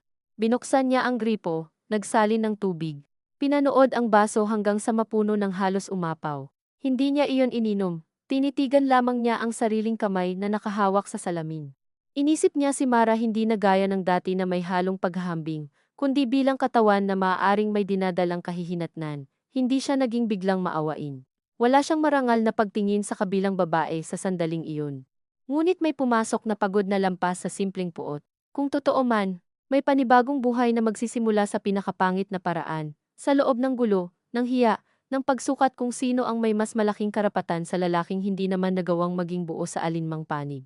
At sa pag-iisip na iyon, lalo siyang nasuklam kay Noel sa isang tahimik, matandang paraan, hindi bilang taksil lamang, kundi bilang lalaking nagpahintulot sa sarili na maging sentro ng dalawang buhay na kapwa niya, hindi kayang panagutan ng buo. Kinabukasan, hindi siya nagluto. Bumili na lang sila ni Mariel ng lugaw sa kanto, at kinain iyon ng walang gana sa mesa. Wala nang nagtangka sa kanilang dalawa na magpanggap ng normal. Anong gagawin mo? Tanong ni Mariel. Hindi niya alam kung ang tinatanong ba ng anak niya ay tungkol kay Noel, sa posibilidad ng bata, o sa kanilang dalawa bilang mag-ina. Hindi ko pa alam ang lahat, sabi niya. Pero may alam na ako. Ano? Huminga siya ng malalim. Na hindi na pwedeng pareho pa rin. Pagkasabi niya noon ay may bahagyang pagkahilo, na para bang ang katawan niya mismo ay nahuhuli lamang sa desisyong matagal ng niluluto ng isip. Hindi ibig sabihin yon ay sigurado na siya sa eksaktong anyo ng susunod. Hindi pa niya alam kung legal bang hakbang ang isasagawa, kung usapan sa pamilya, kung simpleng formalisasyon lamang ng matagal ng hiwalay na pamumuhay. Ngunit malinaw na sa kanya na ang dati nilang tingnan muna ay hindi na maipagtatanggol sa harap ng bagong bigat. Dumating si Liza ng hapon at halos mapamura nang marinig ang nangyari. Sira ulo siya, sabi nito agad, sobra na to, ate. Sa unang mga linggo matapos mabunyag ang pagtataksil, naiinis si Teresa sa tuwirang galit ng kapatid niya. Pakiramdam niya'y mababaw, kulang sa pagkilala sa lalim ng pinagsamahan nila ni Noel. Ngunit ngayon, may bahagi sa kanya na nagpapasalamat sa simpleng moral na linya ng kapatid, sa katotohanang hindi lahat kailangang gawing komplikado para kilalaning mali. Pupuntahan mo ba yung babae? Tanong ni Liza. Napailing siya kaagad, ayoko. Bakit? Dahil ayokong maging ganong tao. At dahil kahit anong sabihin ko sa kanya, hindi yon ang sentro. Tumahimik si Liza, saka tumango. Si Noel, kakausapin mo. Oo. Pero hindi ngayon, kinagabihan, sunod-sunod ang tawag at mensahe ni Noel. Hindi niya sinagot ang alinman. Sa ikaapat na tawag, pinatay niya ang cellphone. Hindi iyon dramatikong kilos. Gusto niya lamang ng ilang oras na walang boses nito. Walang pangangailangang pakinggan ang paghingi ng tawad na sa puntong iyon ay hindi na luho kundi panibagong pasanin. Ngunit kahit pinatay niya ang telepono, hindi naman tumahimik ang isip. Bumalik ang mga larawan ng mga nakaraang buwan na ngayon ay may ibang liwanag, ang maingat na pagtupi ng tuwalya, ang resibo sa kafe, ang mahinang huwag muna sa telepono, ang hindi nito pagtanggap sa Cebu assignment, ang pagdaan sa kanto ng hindi bumababa. Para bang ang buong panahon ng pagtatangkang ayusin ay biglang nagmukhang hindi sapat dahil palihim na may isa na namang bagay na maaaring lumalaki sa labas ng bahay. Gayunman, hindi rin niya kayang itanggi na posible ring hindi alam ni Noel noon. At dito siya lalo napagod, kahit sa galit, kailangan pa rin niyang kilalaning may mga bahagi ng kwento na hindi pa tuwid ang linya. Kinabukasan ng hapon, nang sa wakas ay binuksan niya muli ang cellphone, may mensahe si Noel. Hindi ako hihingi ng pabor, kailangan lang kitang makausap kapag kaya mo. Nagpa-check si Mara. Confirmed. Sa isang salita lamang confirmed parang may inilaglag na bakal sa loob ng tiyan niya. Napaupo siya sa gilid ng kama at ipinikit ang mga mata. Sa pagkakataong ito, dumating ang luha hindi bilang bagyo kundi bilang tahimik na init na dumaloy sa pisngi, halos walang tunog. Kumatok si Mariel, pumasok nang hindi naghihintay ng sagot, at nang makita ang mukha niya ay hindi na nagtanong. Umupo na lamang sa tabi niya. Totoo na, tanong nito pagkaraan. Tumango siya, pareho silang tumingin sa sahig. Maya-maya, si Mariel ang unang nagsalita. Ma, hindi mo kailangang maging mabait sa puntong to. Napalingon si Teresa.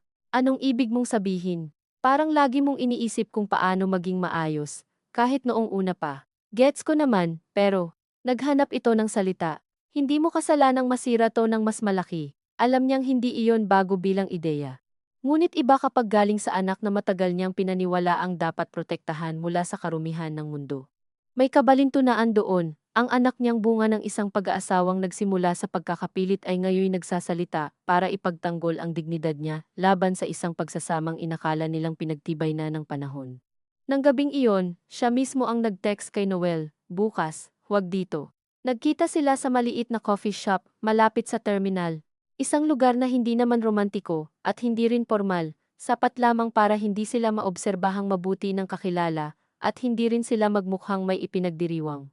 Maaga siyang dumating at habang hinihintay ito ay pinanood niya ang mga empleyadong papasok at lalabas, ang mag-inang naghahati ng cake sa katabing mesa. Ang binatang paulit-ulit tumitingin sa orasan habang may kausap sa telepono. Sa ordinaryong galaw ng mga iyon ay may kakaibang kabastusang lagi niyang nararamdaman. Kapag nasa gitna siya ng sariling sakit, ang mundo ay walang pasubaling nagpapatuloy. Dumating si Noel na halatang hindi nakatulog ng maayos. Umorder ito ng kape ngunit hindi naman iyon ginalaw. Kumusta siya? Tanong agad ni Teresa, at pagkasabi niya ay napansin niyang wala ng puwang sa boses niya para sa paghahabol sa hiya. Nandoon na siya sa lugar ng mga tanong na kailangang itawid. Nasa 6 na linggo pa lang daw, sabi ni Noel.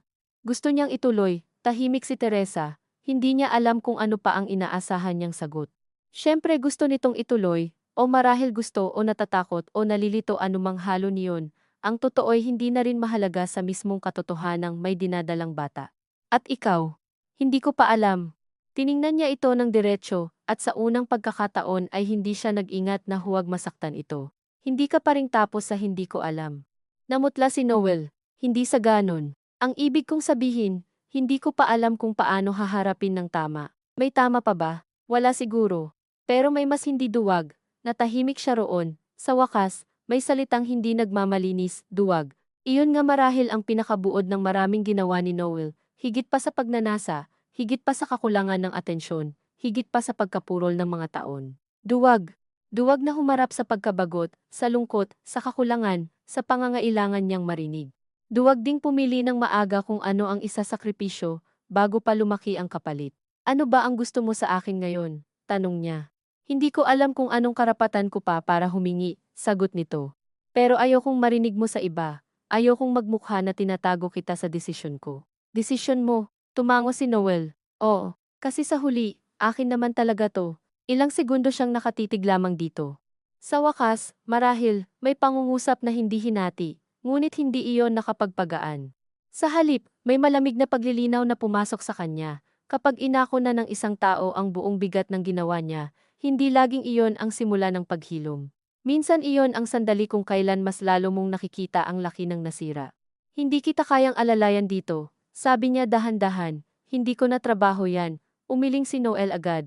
Tila natakot na inisip niyang hihingi ito ng ganoon.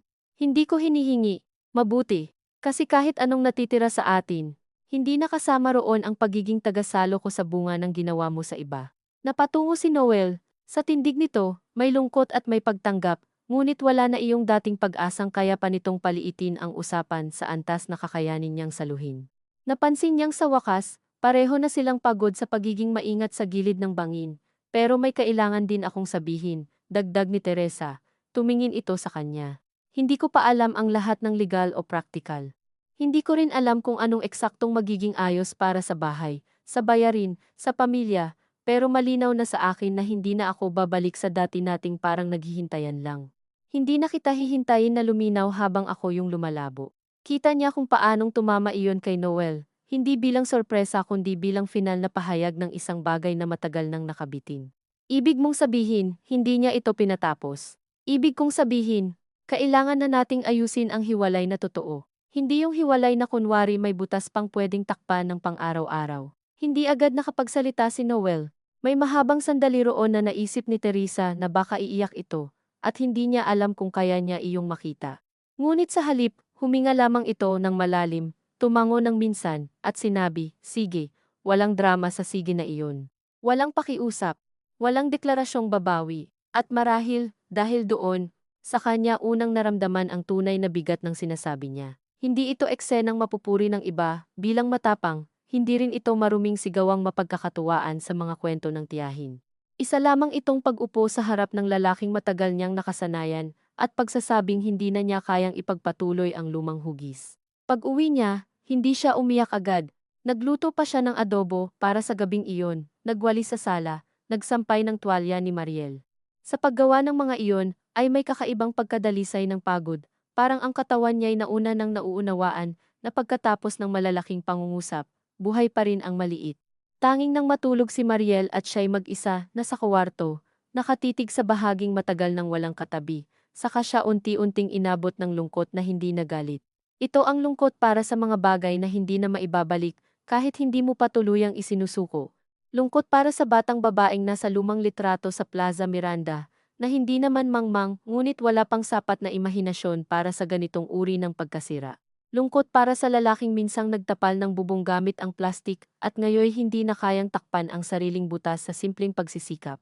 Lungkot para kay Mariel na, sa kabila ng pagiging matatag, ay natutuhan ng mas maaga kaysa nararapat na ang pamilya ay hindi lamang nasisira sa kakulangan ng pera o sa layo ng bahay, kundi sa unti-unting pagpili ng isang tao sa sariling ginhawa hanggang hindi na niya makita ang iba. Gayunman, sa ilalim ng lungkot na iyon ay may kakaibang linaw. Hindi kapayapaan masyado pang maaga at marahil hindi iyon ang tamang salita. Ngunit linaw, na may mga bagay na hindi na niya ipagtatanggol. Na may anyo ng kabutihan na hindi na niya iaalok sa puntong ito. Na ang pananatili niya sa dating alanganin ay hindi na maituturing na tiyaga kundi pag-abandona sa sarili. Sa mga sumunod na araw, nagsimula silang pag-usapan ni Noel ang mga praktikal na bagay sa mas malinaw na tono, ang hulog sa bahay, ang parte nito sa kuryente at tubig. Ang mga gamit na kukunin nito ng tuluyan. Ang pagbisita sa nanay niya kung kailan hindi makakagulo sa bahay. Walang sigaw sa mga usapang iyon. Ngunit bawat detalye ay may kasamang manipis na sugat, sapagkat ang paghahati sa praktikal ay laging may kasabay na tahimik na pagkilala na ang dating atin ay kailangang turuan ng panibagong grammar. Minsan, sa gitna ng usapan tungkol sa resibo ng Meralco, bigla niyang maaalala kung paanong dati si Noel ang nagkukwenta ng sukli mula sa palengke, at siya naman ang nagtatala sa likod ng resibo kung alin ang pwedeng ipagpaliban hanggang sweldo.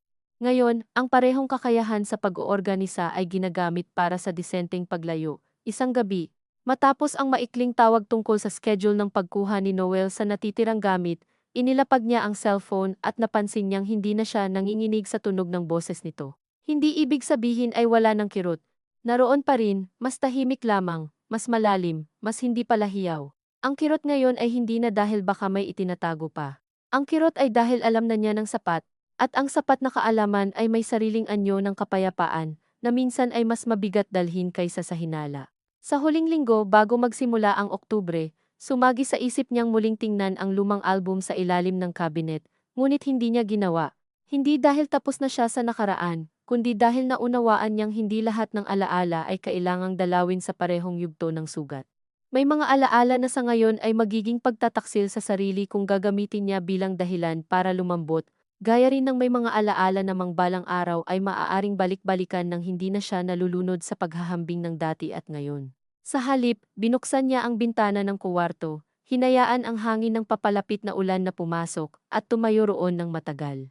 Sa bakuran, naroon ang 2 paso ng gumamela, na ilang beses nang muntik mamatay, ngunit nananatili pa rin sa kabila ng pabago-bagong dilig. Hindi niya iyon tinuring na simbolo, pagod na siya sa mga simbolo. Pero napansin niya pa rin ang payak na katotohanang may mga bagay na hindi magarbong nabubuhay. Nananatili sila hindi dahil marunong silang magmahal ng tama, kundi dahil may sariling ugat. May sarili ring paraan ng pagsalo sa panahon. At kung minsan sapat na muna iyong malaman upang huminga. Upang huminga. Sa mga sumunod na araw, natutuhan niyang may anyo ng katahimikan na hindi kawalan kundi trabaho. Gumigising siya ng maaga, naghahanda ng almusal para sa kanilang dalawa ni Mariel, naglilista ng mga kailangang bayaran, naglalaba ng hindi na hinahati sa kanya at sa akin, dahil ang mga natitirang damit ni Noel ay unti-unti nang nababawasan kada bisita. Wala nang malaking eksenang naganap matapos ang pag-uusap nila sa coffee shop, marahil iyon ang pinakatapat sa lahat, hindi laging may dagundong ang wakas. Minsan dumarating ito bilang serye ng maliliit na pag-aayos, kung kailan kukunin ang electric fan, na sa kanya raw galing noong bonus niya sa lumang kumpanya, kung alin sa mga lumang folder ng bahay ang dapat manatili rito, kung paano hahatiin ang bayad sa pagpapalit ng yero, bago tuluyang lumakas ang bagyo. Sa bawat praktikal na usapan, may bahagi sa kanya na nahihiyang mapansing mahusay pa rin silang magtulungan sa mga kinakailangang bagay. Parang may kabastusang nakapaloob sa katotohanang, ang 2 taong hindi na kayang ibalik ang tiwala sa dating lugar ay maaari pa ring maging maayos sa pagtukoy ng petsa ng due date at sa pagpili ng murang karpintero. Ngunit habang tumatagal, naunawaan niyang hindi naman palaging pagkukunwari ang kaayusan. May mga relasyon na nauubos bilang mag-asawa, ngunit may natitira pa ring gawin ng pakikipagkapwa, lalo na kung napakarami ninyong pinagsamahang gawaing ordinaryo. Hindi iyon sapat para ibalik ang nasira. Ngunit hindi rin iyon basta maaaring itapon na parang walang pinanggalingan. Isang Sabado ng umaga dumating si Noel para kunin ang huling kahon ng mga papel at ilang lumang polo na naiwan sa likod ng aparador. Nagkataong wala si Mariel dahil maagang pumasok para sa training. Naisa na ni Teresa na naroroon ang anak, hindi bilang bantay kundi bilang kasama sa espasyo, ngunit wala naman ng saysay ang pag-arte sa sarili niyang takot. Pinapasok niya si Noel, at sa unang pagkakataon matapos ang maraming buwan, ay tila tunay na bisita na nga ito sa bahay. Hindi na ito naupo agad, hindi na rin tumingin sa paligid gaya ng dati nitong automatikong pag-alam kung may nabago sa ayos ng mesa o sa kurtinang pinapalitan niya kapag may sobrang pera. Dumiretso ito sa kwarto, bitbit ang karton. Sumunod siya ilang hakbang lang ang layo at tumigil sa may pintuan. Pinanood niya itong yumuko sa harap ng aparador, kunin ang mga folder na may mga lumang payslip.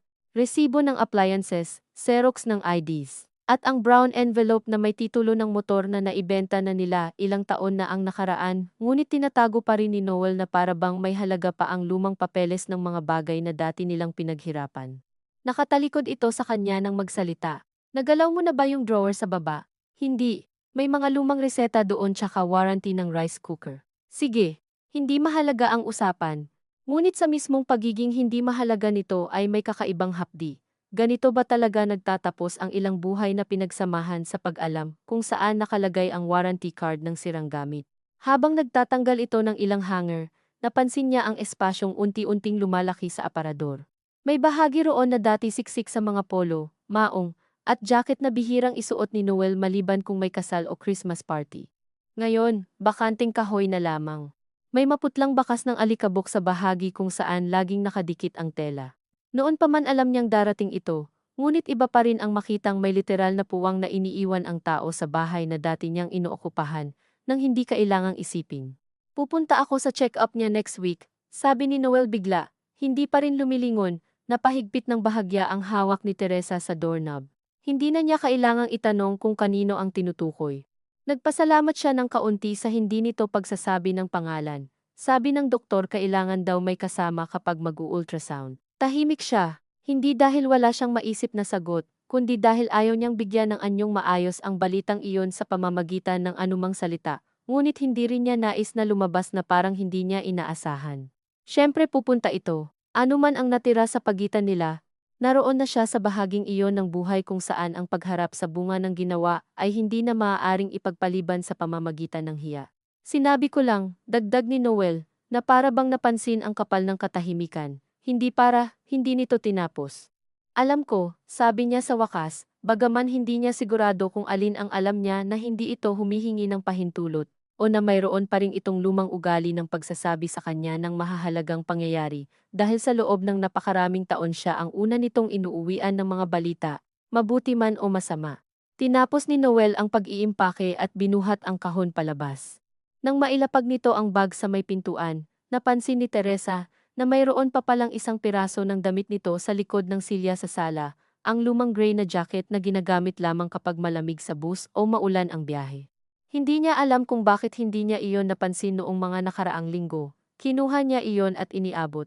Nagkatinginan sila sandali, pareho yatang may naisip na hindi naman kailangang sabihin. Ilang beses na ba niyang inabot sa lalaking ito, ang mga nakalimutang gamit sa mga ordinaryong umaga, lunchbox, ID, panyo, barya para sa toll. At gaano kabigat ang simpleng jacket kapag ito na ang huli. Salamat, sabi ni Noel. Hindi ka ba magpapalit ng bubong ngayong buwan? May nakausap na ako, sagot niya. Baka sa susunod na linggo, may kulang ba sa pera? Umangat ang isang sulok ng bibig niya, hindi ngiti kundi pagkilala sa pagiging pamilyar ng tanong. Meron lagi, magdadagdag ako. Bahala ka. Naroon pa rin ang bahid ng dati ang pagsalo nito sa praktikal. Ang pagiging maaasahan sa mga bagay na mahahawakan, noon, sapat na sana iyon para magaan ang loob niya. Ngayon, hindi na niya alam kung paano tatanggapin ang tulong na iyon nang hindi nagmumukhang bumabalik sa anyong ayaw na niyang tirhan. Ngunit hindi rin niya maipagkakaila sa sarili na kailangan nila ni Mariel ang pera, na ang dangal ay hindi nagbabayad ng yero at labor. Ito marahil ang isa sa mga pinakamasasahol na aral ng pagkawasak, kahit malinaw na ang emosyonal na hangganan, nananatiling marumi, at hindi ganap na marangal ang praktikal na paghihiwalay, lalo na sa mundong hindi sapat ang sweldo, at napakamahal ng pagiging buo ng mag-isa. Pagkaalis ni Noel, hindi agad niya isinara ang pinto. Tumingin siya sa kalsada kung saan dahan-dahang inilagay nito ang kahon sa likod ng tricycle. Nang makaupo na ito at umandar palayo, saka lamang niya isinara ang gate at muling pumasok. Mas tahimik ang bahay kaysa karaniwan. Hindi dahil may malaking bagay na nawala noon ding araw na iyon, kundi dahil may unti-unting proseso nang natapos. Ang mga huling polo, ang huling folder, ang huling jacket ang mga ito ang madalas hindi pinapansin sa mga kwento, ngunit sa tunay na buhay, sila ang nagtatala kung kailan tuluyang tumigil ang isang tao sa pagiging nakatira at naging dumaraan na lamang. Gabi na nang dumating si Mariel at matapos marinig na natuluyan ng kunin ni Noel ang mga natitirang gamit, tumango lamang ito at nagbihis para sa trabaho. Habang nagkakape sa kusina, bigla nitong sinabi, parang mas totoo na ngayon, ano? Nahiwalay na kayo.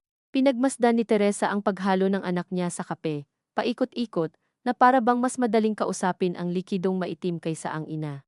Oo, sabi niya. Mas totoo na. Masakit, tanong ni Mariel. Napaisip siya. Hindi niya gustong bigyan ng murang karangalan ang sakit sa pamamagitan ng malalaking salita. Iba na, sabi niya. Hindi na yung unang sakit.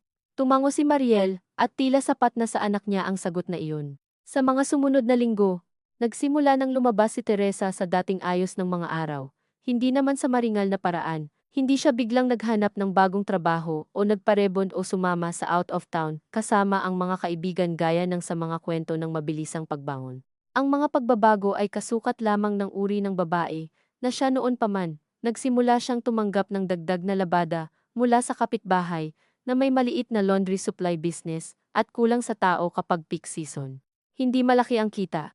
Ngunit sapat upang may maipambili siya ng ilang grocery nang hindi umaasa agad sa padala ni Noel. Minsan sa umaga, pagkatapos magdilig, inuunahan niyang ayusin ang isang sirang istante sa kusina o tumawad sa palengke nang may mas tiyak na kalkulasyon sa isip. Napansin niyang lumalakas ang katawan niya sa kakaibang paraan hindi dahil gumaan ang dinadala, kundi dahil napipilitan na itong umangkop sa ibang timbang. May mga gabing pagod siya, ngunit hindi nabalisa. May mga umaga namang bigla pa rin siyang aatakehin ng isang alaala na walang pasintabi, ang tunog ng susi ni Noel sa gate. Ang ugali nitong iwanang bahagyang bukas ang takip ng asukalan. Ang mahinang pag-ungol nito kapag nilalapatan niya ng efficacent ang likod. Sa tuwing dumarating ang mga alaalang iyon, hindi na niya sinasabing dapat tapos na siya. Natutuhan niyang may ibang anyo ng pagpipigil na hindi pagtanggi. Maaari mong amining may namimiss ang katawan mo nang hindi ibig sabihin ay gusto mong balikan ang parehong bahay ng sakit. Isang hapon, habang tinutulungan niya ang nanay niyang mag-ayos ng gamot sa maliit na plastic organizer, nagtanong ang matanda ng walang prelude, hindi na ba talaga babalik si Noel dito? Noon lamang niya napagtantong sa kabila ng mga palusot at pag-iwas, sapat na pala ang napansin ng matanda. Hindi na niya kayang magsinungaling ng buo. Hindi na po siya dito titira. Sabi niya, piniling simplehan ang totoo. Matagal bago nagsalita ulit ang nanay niya. Sayang. Hindi iyon sermon, hindi habag, hindi rin kampihan sa sinuman. Isang salita lamang para sa napakaraming taon. Para sa anak na babae niyang akala niya'y kahit paano nakatawid na sa mahihirap na bahagi ng pag-aasawa, para sa lalaking ilang piyesta ring umupo sa harap ng mesa nila at nagmano ng maayos kahit hindi pala salita. Oo, sagot ni Teresa. Sayang. Sa gabing iyon, matagal niyang inisip ang salitang iyon. Hindi pala lahat ng totoo ay kailangang magtapos sa matigas na katarungan. May mga bagay na sabay na tama at sayang. Tama ang umalis sa alanganin. Sayang ang mga taon na hindi naman peke lahat. Tama ang hindi na ipagpilitan ang tiwalang sirang-sira na. Sayang ang mga sandaling totoo namang umiral ang pag-aalaga. Unti-unti niyang nauunawaan na ang pinakamahirap hindi sa paglayo, kundi sa pagtanggap na hindi kailangang burahin ang kabutihan ng nakaraan upang kilalanin ang kabulukan ng wakas. Ang mga tao'y kadalasang naghahanap ng mas malinaw na salaysay. Alin ang totoo? Minahal ka ba o ginamit ka lamang? May saysay ba ang lahat o wala? Ngunit sa kanyang buhay kasama si Noel, hindi ganoon kapino ang linya. Minahal siya nito sa mga paraang kaya nito, at sinira rin siya nito sa mga paraang pinili nito. Ang dalawang katotohanang iyon ay hindi nagkakanselahang parang numero sa papel, sabay silang nabubuhay, at marahil iyon ang dahilan kung bakit hindi niya kailanman naibigay ang sarili sa buong galit o buong awa. Isang umaga ng Nobyembre, bago magpasko ngunit ramdam na ang unti-unting pagbabago ng hangin, nag-message si Noel kung pwede raw ba niyang makita si Mariel sa isang cafe malapit sa mall. Hindi siya humingi ng opinyon kay Teresa. Marahil natutuhan na rin nitong huwag hatiin lagi sa kanya ang bawat kilos. Gayunpaman, ipinakita ni Mariel ang mensahe bago sumagot, "Sasama ka ba?" tanong ng anak. "Ayoko," sabi ni Teresa, "kaya mo na yan." Hindi niya alam kung ano ang napag-usapan nila nang magkita, at hindi rin niya pinilit alamin ng buo nang umuwi si Mariel kinagabihan. Ang sinabi lamang ng anak ay, mukha siyang matanda. Napatingin siya rito, mas matanda kaysa dati. At sa paraang iyon naintindihan niya. Hindi lang naman mga babae ang tinatanda ng sakit, bagaman madalas babae ang mas napapaso sa bunga. May pagkasira ring dumadapo sa mukha ng lalaking hindi na makapagtago sa bunga ng sariling pagpili. Hindi iyon kabayaran. Hindi sapat ang pagkapayat o pag-ukit ng guilt sa noo bilang hustisya, ngunit may mapait na ginhawa ring malaman na hindi pala ito lumalakad sa mundo ng buo at buhay na parang walang nasira. Pagsapit ng Disyembre, Naging mas madalas ang mga simpleng usapan nila ni Noel sa telepono ngunit mas maikli. Tungkol sa padala, sa schedule ng karpintero, sa handa ni Mariel sa Christmas party, sa gamot ng nanay niya. Minsan ay binabanggit nito ng pahapyaw ang pagbubuntis ni Mara, okay daw ang check-up, mahina raw kumain, medyo maselan sa amoy. Sa mga unang beses, pakiramdam ni Teresa ay binabayo ang loob niya ng isang mapurol na bakal sa tuwing maririnig ang mga detalyeng iyon. Hindi siya nagseselo sa sanggol. Hindi ganoon kasimple. Ang nararamdaman niya ay parang pagharap sa isang konkretong bagay na itinayo sa labas ng buhay na dati magkasama nilang pinapatatag. Ngunit habang lumilipas ang mga linggo, natutunan din niyang makinig sa mga detalyeng iyon nang hindi hinahayaan ang mga ito na magdikta sa kabuuan ng araw niya. Hindi iyon kapatawaran. Isa lamang iyong bagong anyo ng distansya. Pasko ng taon ding iyon. Dumating si Noel sa bahay sa hapon ng bisperas, dala ang hamon na inorder raw ng opisina nila, at isang maliit na kahon ng polvoron para sa nanay niya. Tinawagan niya muna bago dumating at tinanong kung pwede. Saglit siyang nag-atubili, ngunit pumayag siya dahil nandoon naman sina Liza at ilan pang kamag-anak. Sa gitna ng ingay ng mga bata, ng karaoke ng pinsan, at ng amoy ng pansit at fruit salad, ang presensya ni Noel ay kakaibang payak. Hindi na ito sentro. Hindi rin ito halatang ipinagtabuyan. Umupo ito sa dulo ng lamesa, nakipag-usap sa nanay niya ng maayos, tinanong ang kapatid niyang lalaki tungkol sa biyahe pauwi sa Batangas, tinawanan ang biro ni Liza kahit may pilit. Pinagmasdan siya ni Teresa mula sa kusina habang hinihiwa ang hamon. Naisip niya na ito marahil ang isa sa mga pinakakakaibang anyo ng pagtatapos. Ang taong minsang pinaghubog mo ng buong bahay ay maaari nang maupo sa sarili mong handaan na parang malapit na kamag-anak na lamang. May lungkot doon, ngunit mayroon ding kakaunting ginhawa. Hindi na kailangang buuin ang eksena sa anyong hindi na totoo. Nang paalis na si Noel bandang 10:00, nag-abot ito kay Mariel ng sobre. "Wag mo nang buksan ngayon," sabi nito. Tumango ang anak. Sa may pintuan, saglit itong humarap kay Teresa. "Salamat," sabi nito. "Sa ano?" "Sa pagpapaubaya ngayong gabi." Hindi siya agad sumagot. Sa likod nila, naririnig ang mga pamangkin na nagtatawanan dahil sa maling lyrics ng kinakantang videoke. "Hindi, to pagpapaubaya," sabi niya sa huli. "Pasko lang." Tumango si Noel, na para bang mas malinaw pa ang sagot na iyon kaysa sa mas mabait sanang bersyon. Pagkaalis nito, bumalik siya sa kusina at biglang nakaramdam ng matinding pagod. Umupo siya sa monoblock chair sa tabi ng lababo at doon lamang niya napansing nanginginig ng kaunti ang kamay niya habang humahawak ng baso. Nilapitan siya ni Liza at tahimik na nag-abot ng tubig. "Okay ka lang?" tanong ng kapatid. "Oo," sabi niya, pagkatapos ay umiling ng bahagya. "Hindi, pero okay lang." Hindi na siya inusisa ni Liza. Sa mga huling araw ng taon, habang pinapalitan ng karpintero ang ilang yero at inaayos ang lumang tagas sa sala, naisip ni Teresa na may kahalintulad ang mga bahay sa pag-aasawa sa isang nakakapagod na paraan. Hindi lahat ng sira ay agad nakikita mula sa loob. May mga bahagi palang matagal ng kinakalawang sa ilalim ng init at ulan, at malalaman mo lamang ang laki ng diferensya kapag bumigay na ang tornilyo o nagsimula ng tumulo sa pinakaabala mong oras. Ngunit hindi rin lahat ng sirang bubong ay dahilan para gibain ang buong bahay.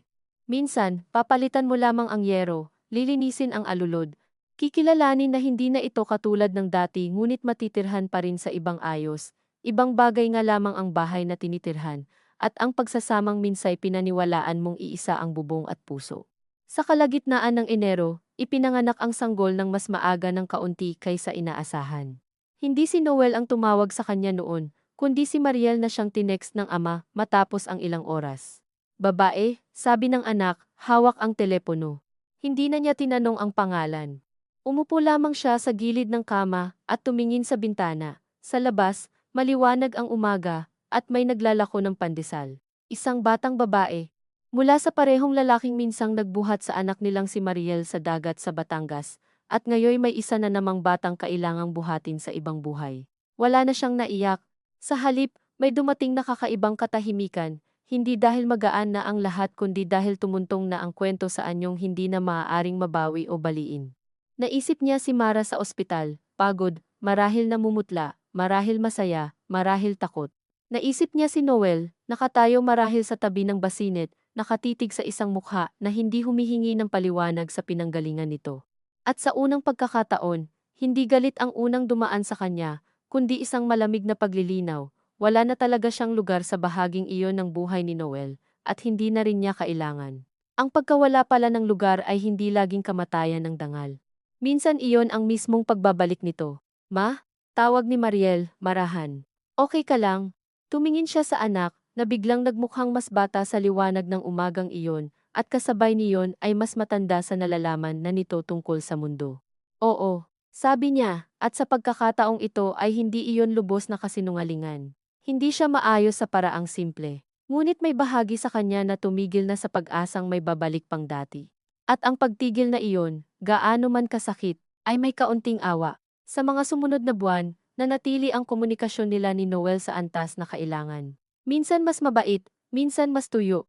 May mga pagkakataong dumarating ito upang dalawin si Mariel o ihatid ang gamot ng nanay niya, at sa bawat pagpunta ay mas nararamdaman ni Teresa na ang pamilyar ay kaya palang manatili kahit wala na ang dati nitong karapatan. Hindi sila naging magkaibigan sa madaling paraan. Hindi rin sila naging magkaaway ng tuluyan. May mga sugat na hindi kailanman maaayos sa sapat na kabutihang loob, at may mga ugnayang hindi rin kayang patayin ng wastong galit. Isang hapon, mahigit isang taon matapos ang unang resibo mula sa cafe, natagpuan niya ang sarili na muling nag-aayos ng drawer sa sala. Sa ilalim ng lumang mga battery at ballpen na hindi na sumusulat, nakita niya ang lumang larawan nila ni Noel sa Plaza Miranda. Hindi niya alam kung bakit naroon iyon. Marahil na itabi ni Mariel mula sa album, noong mga gabing naghahalungkat sila, kinuha niya ang litrato at tinitigan ng matagal. Naroon pa rin ang batang Teresa na bahagyang nakataas ang balikat, ang batang Noel na parang hindi pa komportable sa kwelyo ng polo, ang dalawang taong wala pang sapat na salita para sa mga susunod na taon. Hindi niya naramdaman ang matinding pagbaha ng damdamin na akala niya'y darating. Ang naramdaman niya ay mas mahirap ilarawan.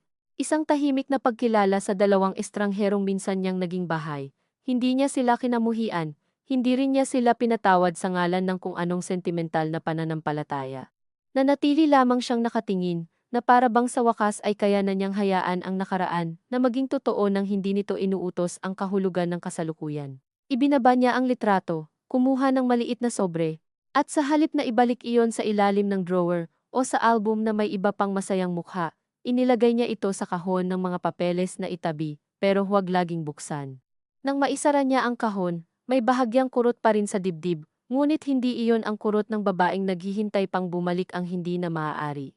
Kurot iyon ng isang taong alam na may mga buhay na tinatapos hindi dahil naubos ang bawat hibla ng damdamin, kundi dahil sa isang punto. Kailangan mo nang piliin kung aling sakit ang kaya mong sabayan habang tumatanda. Sa labas, tumawag ang nagtitinda ng taho sa parehong himig na narinig niya noon, at mula sa kusina ay sumigaw si Mariel na pakibilhan siya ng isa. Tumayo si Teresa, nag-abot ng barya sa may gate, at nang iabot sa kanya ng magtataho ang baso na mainit-init pa sa kamay, bigla niyang naisip na ganito pala talaga ang karamihan sa buhay pagkatapos ng malaking sugat, hindi maharlika, hindi maliwanag, hindi rin ganap na malungkot. Nagpapatuloy lamang, may mga bakas ng dating init sa kamay, may tamis na hindi mo hiningi pero naroon, at may manipis na usok na paakyat sa hangin bago tuluyang maglaho.